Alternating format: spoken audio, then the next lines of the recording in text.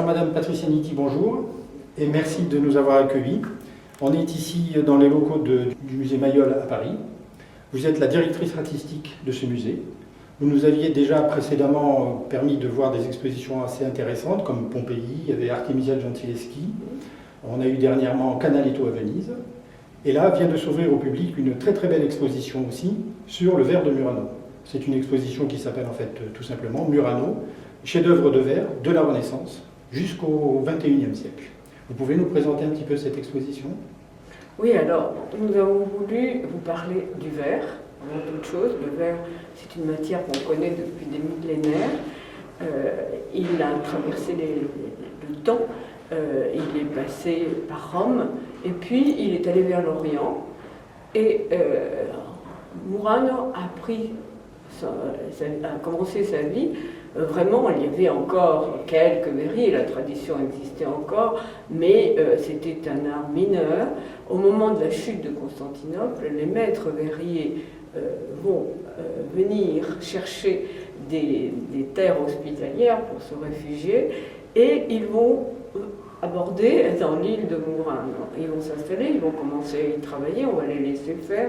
C'est une île qui est une île agricole, qui a peu de ressources réelles, on les laisse s'installer. Ils vont à ce moment-là développer les fours et la ville de Venise va se rendre compte que ça peut être très très dangereux parce que les maisons sont en bois et qu'il y a des risques réels de feu. Alors, à ce moment-là, la ville de Venise va faire un édit et va les concentrer sur l'île de Murano. Et c'est comme ça que commence l'histoire, parce que tous les verriers vont avoir l'obligation de résider et de travailler sur l'île de Murano. Très bien. Et donc, on a dans cette exposition plus de 200 pièces. Plus de 200 pièces qu'on a réunies du monde entier. Je vous avoue qu'on était assez inquiets quand même quand on a commencé à travailler, parce qu'il y a beaucoup de pièces uniques qui viennent du monde entier. Et l'exposition s'appelle Murano, mais aussi fragile. Oui. Et donc nous étions très préoccupés. Mais comme c'est la première exposition de ce genre, si vous voulez, faite sur un aussi large spectre, les musées ont été très intéressés parce que ça nous donne vraiment une vision réelle de l'histoire du verre de Murano. Vous avez de très très belles pièces, hein. Alors à la fois des pièces anciennes, vous avez quelque part aussi un énorme buste qui doit faire plus de 2 mètres de haut, composé de plus d'une centaine de pièces, c'est quand même des pièces qu'on voit rarement. Il y a beaucoup de pièces qui sont... il y a un certain nombre de pièces de collection privée, donc là vous ne voyez pas. Ce sont souvent des pièces absolument exceptionnelles. Oui. Et puis il y a des pièces historiques qui viennent des plus grands musées du monde. L'intérêt, c'est que vous les voyez la première fois réunies, donc vous pouvez comprendre l'évolution. Alors que quand vous voyez une pièce unique de verre dans un musée, c'est très difficile de reconstruire son histoire. L'avantage ici, c'est qu'on a un recul de 7 siècles d'histoire du verre. En fait. Absolument. Est-ce qu'on peut concrètement peut-être voir une pièce ancienne peut-être ? Écoutez, ici, c'est le début de l'exposition et c'est vraiment la rencontre entre l'Orient et l'Occident. C'est ce que je vous expliquais avant, c'est le moment où les maîtres verriers vont arriver d'Orient, s'installer et commencer à transmettre leur savoir-faire. Donc, nous avons ici une coupe nuptiale faite dans une sorte de verre qui s'appelle l'artiment, qui est un verre blanc qui ressemble étonnamment à la porcelaine, puisqu'on ne connaît pas la porcelaine. Donc, le verre imite la porcelaine.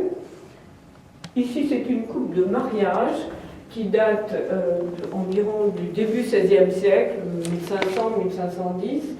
C'est une coupe qui a été faite donc, pour l'occasion d'un mariage, qui a une iconographie d'une jeune femme qui joue du luth, qui est le symbole de l'amour. Et ici, vous avez une lampe de mosquée, qui est la tradition des maîtres verriers d'Orient. Et l'Orient ayant perdu ses maîtres verriers, l'histoire s'inverse, c'est-à-dire que les maîtres verriers commencent à produire des lampes à Venise qui vont exporter sur l'Orient pour fournir les mosquées. Ici, vous voyez une coupe avec un dessin absolument oriental. Donc c'est vraiment la rencontre de deux civilisations.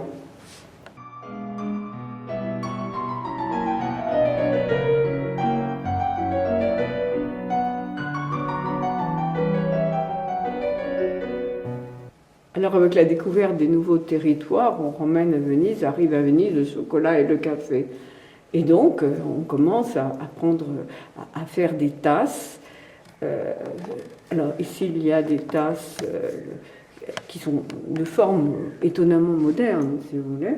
Ici il y a une tasse qui paraît une tasse orientale, une tasse chinoise. Elle en a l'aspect, ça n'est pas de la porcelaine, mais c'est encore une imitation de la porcelaine. Et puis, le dessin semble un dessin oriental, parce qu'on est très agacé de ne pas savoir faire la porcelaine, parce qu'on ne connaît pas le kaolin.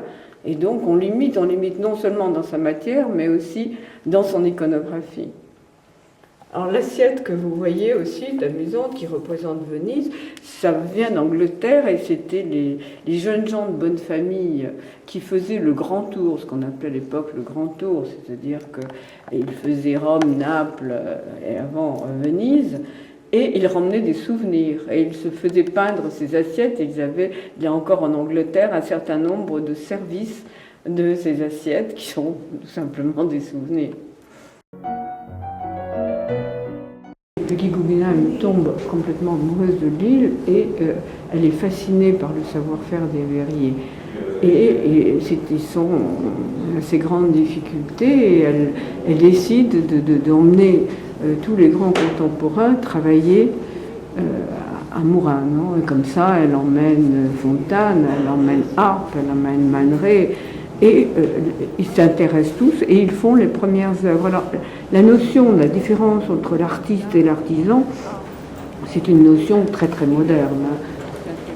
Oui, parce qu'autrefois, il ne faut pas oublier que Raphaël ou Botticelli étaient des artisans.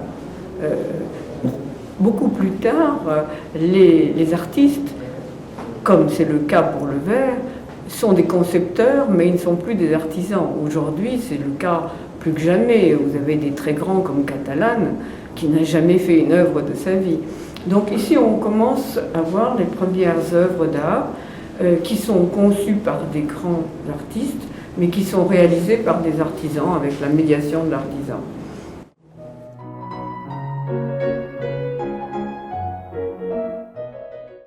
Alors dans les années 60-70, arrive tout le groupe des grands designers internationaux et qui commencent à réinterpréter les objets. Donc vous avez ici cette étonnante théière de Fuchs. Vous avez des vases de Laura de Santillane. C'est vraiment une réflexion sur la réinterprétation du quotidien par les plus grands artistes.